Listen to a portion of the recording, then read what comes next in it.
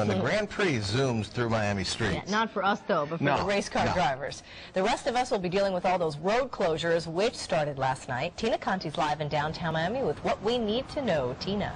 Good morning, guys. Yes, wouldn't it be fun to zip down Biscayne Boulevard at 200 miles an hour? Well, we can't do that, but some of the race car drivers might be doing that a little later on this week. You can see the barrier walls are up. Biscayne Boulevard was officially closed around 7 last night. Here you see just some of the local traffic getting through to the port.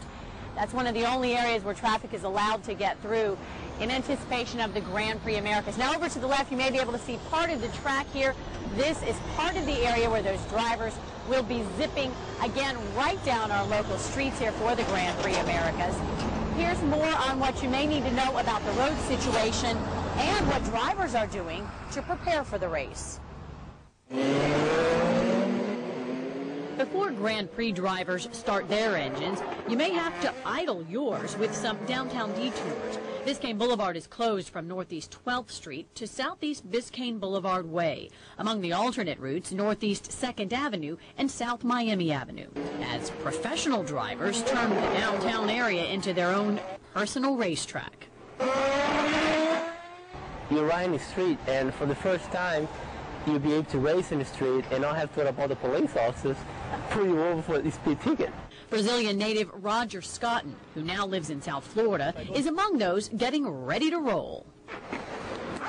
And sometimes, when they can't get to the racetrack, Scotton and some of the other drivers like to climb into one of these.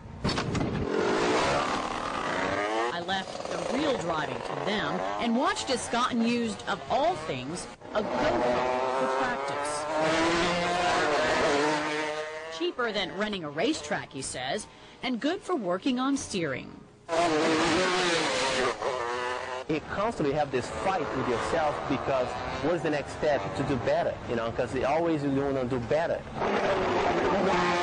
Organizers say the race revs up the local economy. 85,000 fans flocked to the three-day event last year.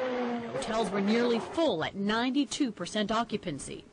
Finishing 6th in his racing class last year, Scotton's even drumming up donations for the Miami Children's Hospital for each lap he completes. Ready to join the racers and hit the road. I mean, I'm like all excited. It's like, okay, let's do it, you know.